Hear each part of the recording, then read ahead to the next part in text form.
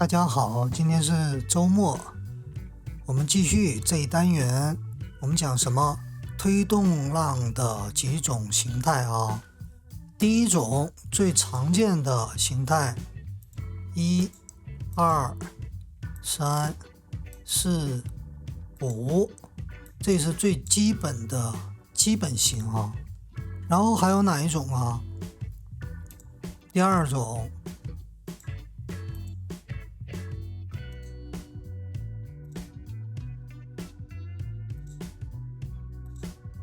A、B， 楔形启动，或者是楔形顶部，或者是楔形底部。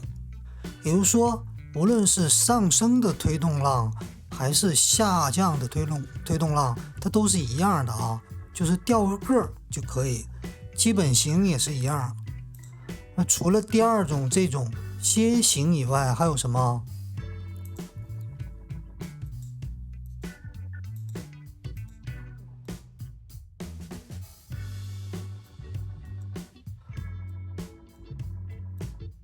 扩散型的啊，这个也是同理，下降也是同样的道理。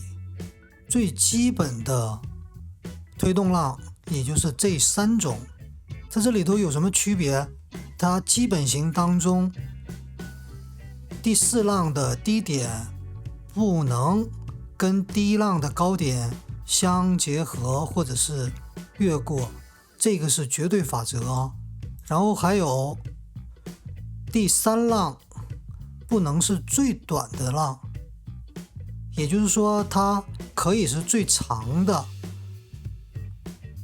但是不能是最短的，可以它是第二长的也可以啊。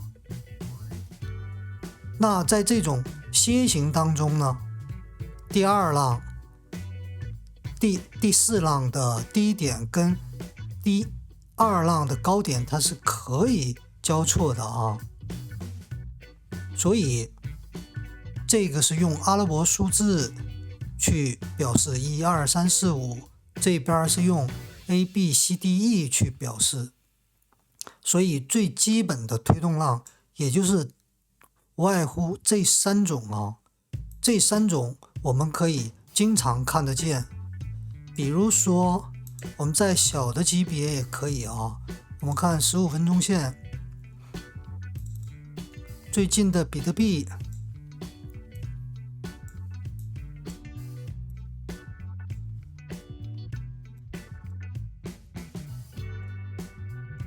我们看这个部分啊，这个部分就可以成为什么？可以成为楔形的启动。A、B、C、D、E， 然后 A、B、C 调整，然后再重新启动1、2、3、4、5，调整过后1、2、3、4、5。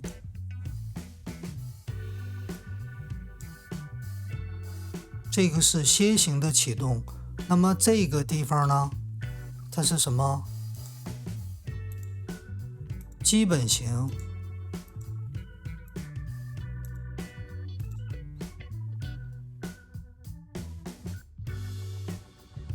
然后这个部分呢，可以成为什么？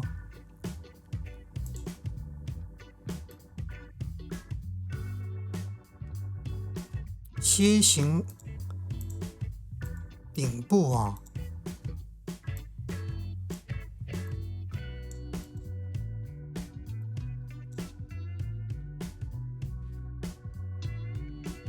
还有就是刚才我们讲到比较不是经常见的扩散型啊，之前有一个 B， 大家伙应该都比较熟悉，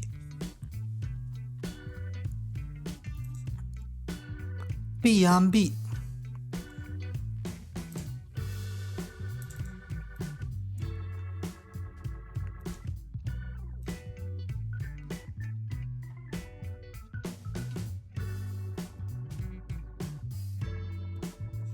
这个就是典型的什么扩散型的启动啊。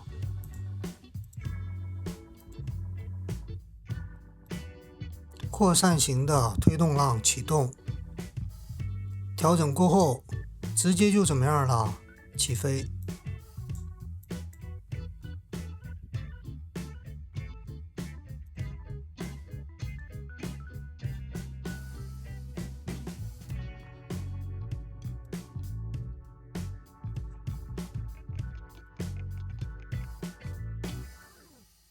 所以我们再次总结一下，基本型的1、2、3、4、5，楔形的 ABCDE， 扩散型的 ABCDE， 无论是上升还是下降都是可以成立的啊。